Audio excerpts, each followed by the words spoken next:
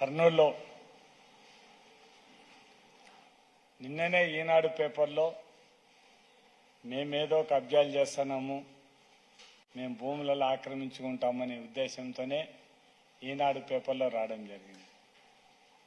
రాజకీయంగా నేను ఉన్నాను, నన్ను టార్గెట్ చేసి రాసిన దానికి నేను ఫీల్ కావడం లేదు. కానీ మా కుటుంబ సభ్యులకు ఎటువంటి సంబంధం లేని గురించి రాయడం అనేది చాలా బాధాకరం. మేము ఒకటే, నాకు తెలిసినంత వరకు ఈనాడు పేపర్ను మేము పేపర్గా గుర్తించడం లేదు, దాన్ని తెలుగుదేశం ఒక పాంప్లెట్గా గుర్తించడం జరుగుతుంది. సంబంధం లేని రాసి ఒక్క పార్టీకి సపోర్ట్ చేసే విధంగా వార్తలు రాయడం అనేది ఎంతవరకు ఒక పత్రికకు ఎంతవరకు అనేది ఆలోచించాల్సిన అవసరం ఉంది. నేను డైరెక్ట్గా రామోజీరావుని ఒకటి అడుగుతున్నాను, మీ ఇంట్లో మీ భార్యను మీ కోడలను సంబంధం లేని విషయాలు ఈ విధంగా మాట్లాడితే మీరు చూస్తే ఊరుకోగలరా? ఒక్కసారి మీరు ఆలోచించండి. నేను ఈరోజు రాజకీయాలకు 1985లో రాజకీయాలకు వచ్చాను. ఏ రోజు కూడా నా భార్య రాజకీయంగా ఎవరితో మాట్లాడడం కానీ, కేవలం నా ఎలక్షన్లలో ఇళ్లకు ఇంటింటి క్యాన్వాస్ తిరిగిన తర్వాత పొరపాటున కూడా రాజకీయాలను గురించి ఆలోచన చేసే పరిస్థితి ఉండదు, ఎవరితో కూడా మాట్లాడే పరిస్థితి ఉండదు.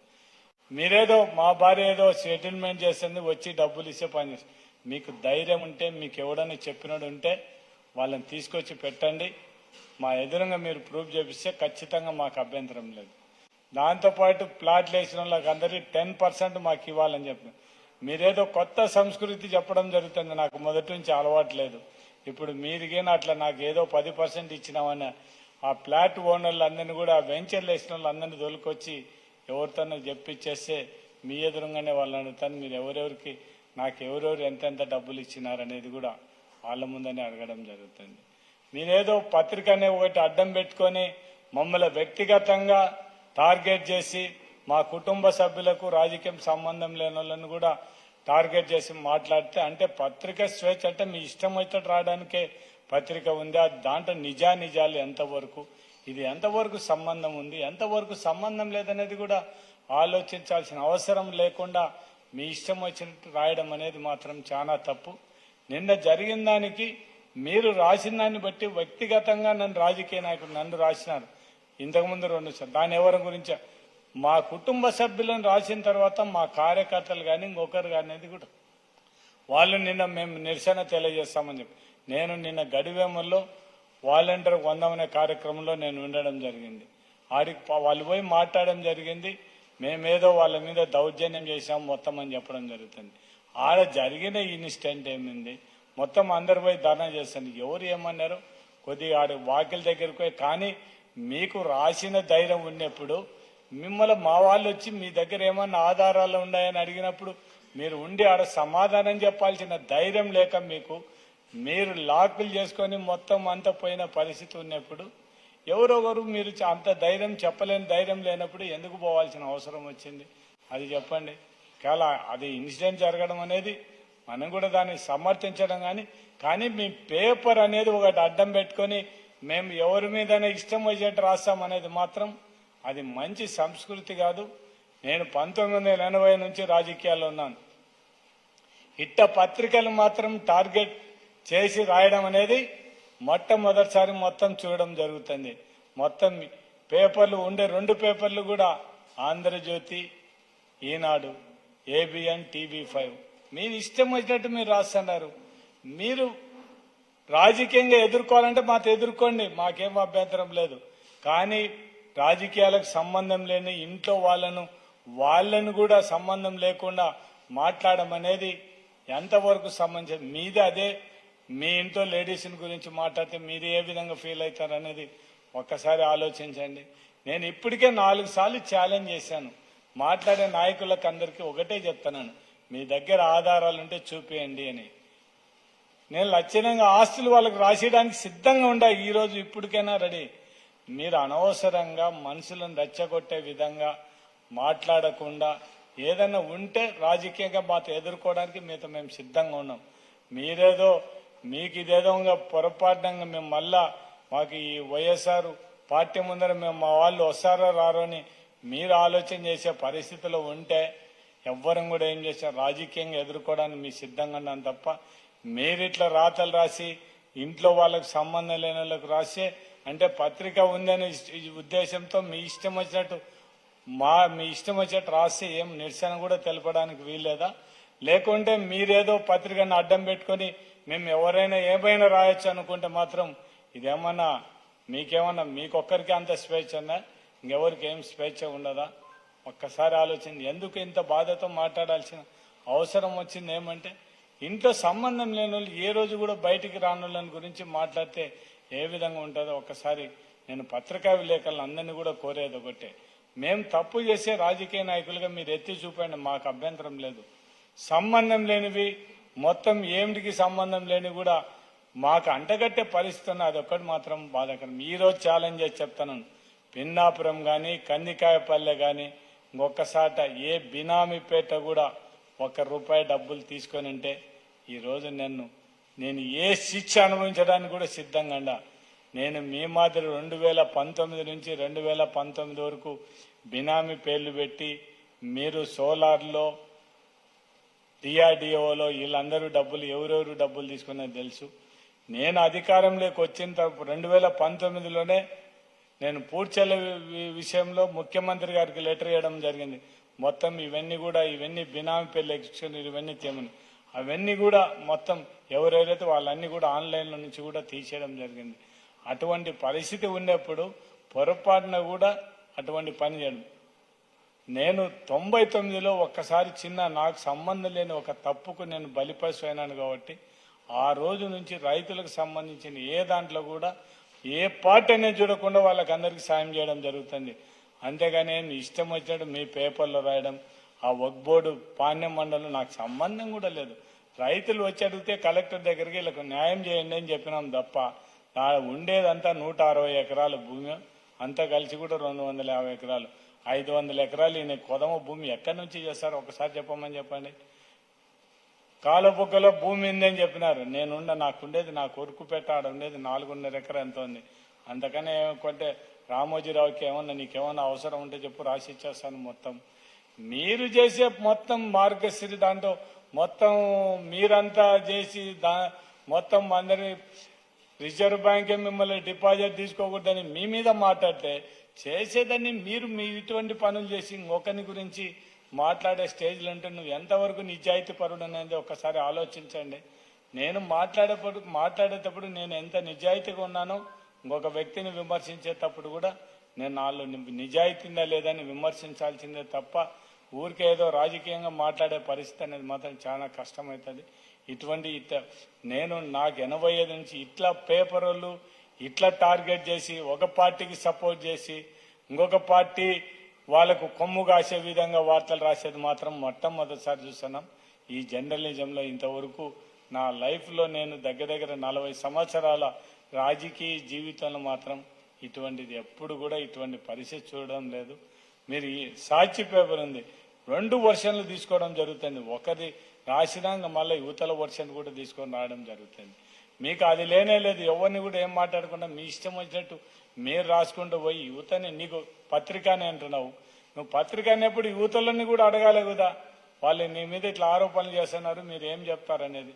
అది ఏం చెప్పకుండా నీ ఇష్టం వచ్చినట్టు రాసి ఏదో మా పేపర్ ఉంది మేము రాసేస్తాం మీ ఇష్టం మీరు ఏమన్నా చేసుకుంటే ఏం పేపర్ ఉండేది మీ ఇష్టం వచ్చినట్టు రాయడానికనా? ఏం యువతలో ఉండే మనుషుల వ్యక్తిత్వం ఉండదా? ఏమన్నా మీ మీదికి మిమ్మల్ని నిరసన జరగడానికి వచ్చినప్పుడు అంతమంది అందరూ నాయకులు మాట్లాడుతున్నారు. ఈ నాయకులందరూ కూడా ఒక్కసారి ఆలోచన చేయమని చెప్తున్నాను. మీరు కూడా ఆలోచించండి. మీరు ఇష్టం వచ్చినట్టు ఈరోజు మీకు నచ్చినట్టు పేపర్ రాస్తే మీరు సపోజ్ చేస్తారు, రేపు పొద్దున మీ పరిస్థితి కూడా ఈ పేపర్లో ఇదే పరిస్థితి ఉండదు. ఒక్కసారి ఆలోచించండి. ఇష్టం వచ్చినట్టు ఇంట్లో లేడీస్ని గురించి రాసే ఎవరం ఊరుకొండలేము. ఇప్పటికైనా మేము తప్పు చేసి చూపేయండి తప్ప మీ ఇష్టం వచ్చినట్టు మేము ఒక పార్టీకి కొమ్ము కాసి మేము సపోర్ట్ చేస్తామనేది మాత్రం చాలా తప్పు. పత్రికా స్వేచ్ఛ ఖచ్చితంగా మేమందరం కూడా స్వేచ్ఛ ఉండాలని కోరుకుంటున్నాం. 85 నుంచి ఈ రోజు వరకు కూడా ఏ పత్రికా విలేకరులతో కానీ ఏ పేపర్తో కానీ పొరపాటున కూడా మాకు ఎటువంటి వాళ్ళతో విభేదాలు కానీ ఏం లేదు. కానీ మొట్టమొదటిసారి ఇట్లా రాతలు రాసిన తర్వాత మాత్రం ఒక్కసారి ఏందబ్బా ఇంత దిగజారిపోయింది పత్రికా వ్యవస్థ అనేది మాత్రం చాలా బాధాకరంగా ఉన్నది. రామోజీరావు గారికి ఒకటే విజ్ఞప్తి చేస్తున్నాను, రైట్ మేము తప్పు చేసిన రాయి కానీ నువ్వు ఏదో చంద్రబాబు నాయుడికి నీ కరపత్రం నీ నీ నీ పేపర్ అని చెప్పి నీ ఇష్టం వచ్చి రాసి మాత్రం ఒప్పుకునే ప్రసక్తే లేదు. ఖచ్చితంగా ఇట్లాగైన అనవసరంగా సంబంధం లేచి మాత్రం ఖచ్చితంగా మనుషులకు బాధ కలిగితే మాత్రం ఎవరు కూడా ఎవరి లెవెల్లో వాళ్ళు ఏం చేయాలనేది కూడా నిర్ణయించడం జరుగుతుంది తప్ప పొరపాటున కూడా ఎందుకు ఇంత బాధపడి ఇంత మాట్లాడాల్సిన అవసరం. నిన్న పరిస్థితి చూసిన తర్వాతనే వ్యక్తిగతంగా మీరు ఈ విధంగా సంబంధం లేని కూడా నీకు ధైర్యం ఉంటే ఈరోజు చెప్తున్నాను, మీకు ఈ తెలుగుదేశంలోతో కాలేదు రామోజీరావుకే చెప్తున్నాను, ఇవన్నీ కూడా ఏందో నా దగ్గర 1000 కోట్ల ఆస్తి ఇదందని ఇవన్నీ మొత్తం నీకు హ్యాండ్ ఓవర్ చేయడానికి సిద్ధంగా నన్ను వచ్చి నువ్వు ఒకవేళ ఎవరి పేట ఈనాడు పేపర్ మీద రాయాలా లేకుంటే ఇంకా ఏ దాని పేట చెప్పండి రాసేయడానికి సిద్ధంగానే నా పేట మీరు ఆ పేపర్లు తెచ్చేసి మీకే డైరెక్ట్ రాసిస్తాను తీసుకోండి. మీరు ఇట్లా మాత్రం సంబంధం లేని మాత్రం అంటగొట్టద్దని మాత్రం ఇది మీరు కూడా పత్రిక లెవెల్ ఉండాల్సిందే తప్ప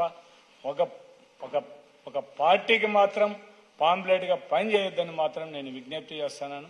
మొత్తం మీడియా మిత్రులు అందరినీ కూడా కోరేది ఒకటే, మేము తప్పు చేసి మీరు ఏలెత్తి చూపండి మాకేం అభ్యంతరం లేదు, కానీ సంబంధం లేని మాత్రం రాయొద్దని మాత్రం అందరినీ కోరడం జరుగుతుంది.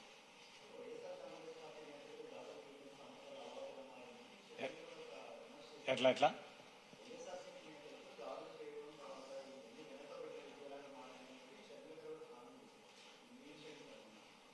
షర్మిలను గురించి నేను ఒక మాట కూడా మాట్లాడాను. ఆమె రాజశేఖర రెడ్డి కూతురుగా ఆమెకి ఇచ్చే గౌరవం ఇస్తాను తప్ప ఆమె ఏదో మాట్లాడిందని మాత్రం వైఎస్ఆర్ అంటే మీరు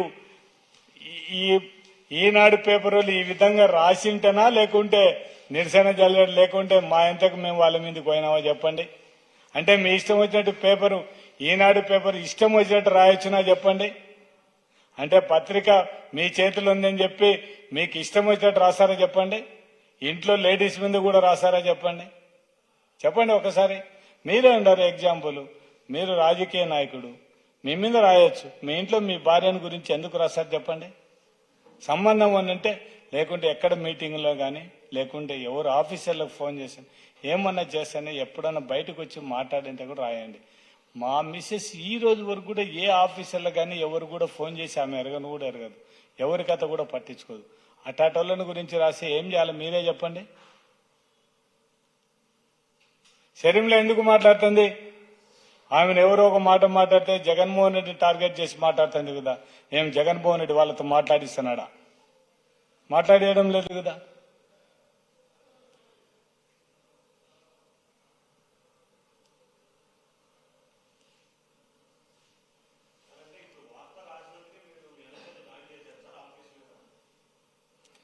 దాడి చేసే పరిస్థితి ఉంటే పొరపాటున కూడా దాడి చేయాలనే ఆ ఉద్దేశం మనసులో ఉంటే కూడా ఎవరో ప్రైవేట్ బిల్డింగ్ల మాదిరి పోవాల్సిన అవసరం లేదు.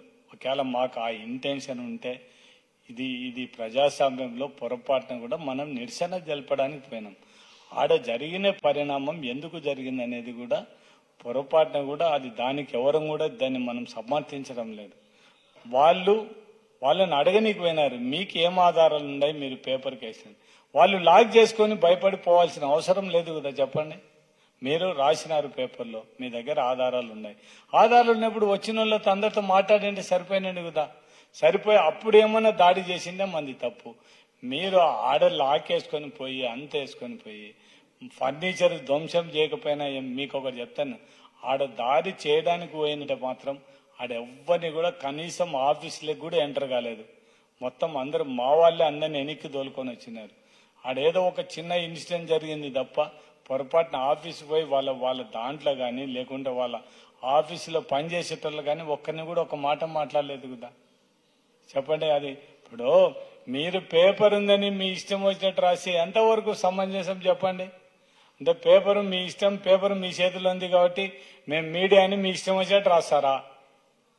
మేము రాజకీయ నాయకులను ఏం మాట్లాడకూడదా చెప్పండి.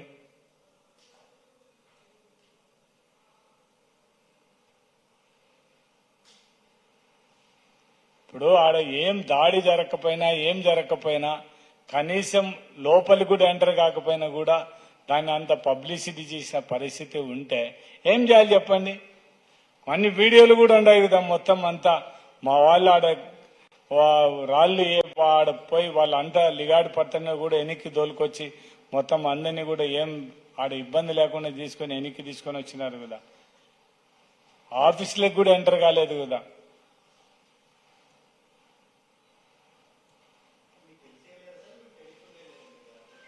ఏది నేను గడివేములకు పోయినాను. వాళ్ళు ఉదయం నుంచి వాళ్ళు నిరసన తెలియజేయాలని కూడా చెప్తున్నారు. మొత్తం మా మిస్సెస్ వచ్చిన తర్వాత దాంట్లో వచ్చిన లేడీసే కార్యకర్తలు ఎక్కువ ఉన్నారు, జెంట్స్ కంటే కూడా. మొత్తం అందరు కూడా ఎందుకు ఎప్పుడు మా మిస్సెస్ ఎవరితో బయట కూడా వచ్చి మాట్లాడు. వచ్చినాక మనం పోయి అడగాలి వాళ్ళు ఎందుకు రాసినారు, ఎక్కడ ఎవరికి డబ్బులు ఇచ్చినారు చూపించమన్నారు. ఆడ పోయినప్పుడు ఆ చిన్న ఇన్సిడెంట్ జరిగింది, దాన్ని మాత్రం మనం కూడా అట్లా దాన్ని మనం ఖండిస్తున్నాం. మనమేమో ఇది ఇట్లా అనేది మనం మంచిదని మనం కూడా మాట్లాడడం లేదు. కానీ అది కూడా ఒకటి విలేకరుల పత్ర వాళ్ళు కూడా ఆలోచించాలి కదా. అంటే ఇష్టం వచ్చినట్టు రాస్తారా చెప్పండి. అంటే మీ చేతిలో పేపర్ పెన్ ఉందని మీ ఇష్టం వచ్చినట్టు రాసేస్తారా? మీకు ధైర్యం ఉంటే ప్రూఫ్ చేయండి, మాకు అభ్యంతరమే లేదు. మేము మీకే రాసి ఇచ్చేస్తాంగా. మా పేట ఇవన్నీ వాళ్ళు చెప్పినటువన్నీ ఉంటే రాసి ఇచ్చేస్తాం.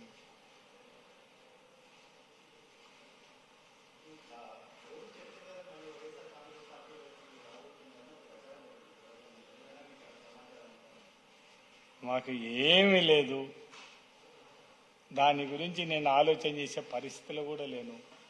అది ముఖ్యమంత్రి జగన్మోహన్ రెడ్డి గారి ఇష్టం. మనం పార్టీలో చేర్చుకోవాలా చేర్చుకోకూడదు అనేది మా నాయకుని మీద ఆధారపడి ఉంటుంది.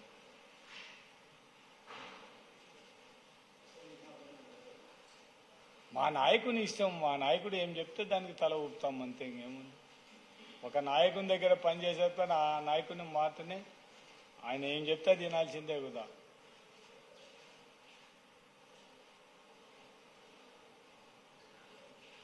నమస్కారం అమ్మా.